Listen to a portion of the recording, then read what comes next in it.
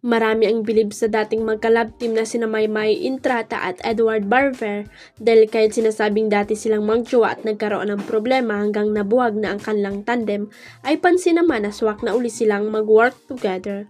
Obvious nga raw sa ASAP na hindi naiilang si Maymay na mag-ghost kahit kasama sa Edward. Feeling nga ng kanilang mga fan pwede magsama uli sa isang pelikula kahit seri sina Maymay at Edward. At sa spotlight fresco na ng Star Magic tinanong ng Abante si Maymay tungkol doon. Sabi naman mismo ng dalaga okay nga lang sa kanya na kasama sa Edward sa pag-host sa ASAP. Pero nang may humirit kung naging sila ba talaga ni Edward, hindi na sumagot ng diretso si Maymay. Pero ang maganda nga nagagawa talaga ni Maymay na maging komportable kahit kasama nga sa pag-host sa ASAP ang dati niyang kalab team.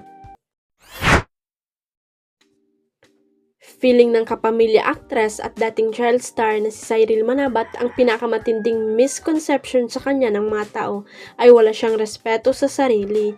Marami raw kasi ang nagja-judge sa kanya ng dahil lamang sa estilo ng kanyang pananamit kabilang na mga sexy photos na ipinopost niya sa social media. Sa isang episode ng Pinoy Big Brother Celebrity Collab Edition, nagkaroon ng pa-presscon ang mga celebrity housemates sa pagpasok ni Cyril. Kasama niya ang kapuso sparkle artist na si Shobri Itrata bilang mga bagong housemates sa bahay ni Kuya. Isa nga sa naitanong kina Cyril at Shobri ay kung ano ang pinakamaling pagkakakilala sa kanila ng mga tao. Sagot ni Cyril, feeling ko ang biggest misconception sa akin is just because of the way I dress or express myself sa pananamit. Feeling ng tao wala akong self-respect. For me, hindi nasusukat yung respeto ko sa sarili ko sa peraso ng tela. Para sa akin, kahit gaano ko ka-confident o ka-comfortable sa skin ko, hindi mo masasabi na hindi ko nire-respeto ang sarili ko, paliwanag niya.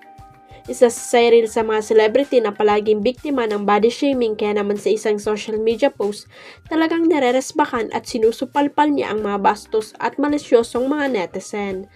Painit ng painit ang hapon ng mga kapuso dahil sa big revelation sa GMA Afternoon Prime series na Mami Dearest. Huwag kalimutang i-click ang subscribe button at i-ring ang notification bell para sa latest at legit chika updates.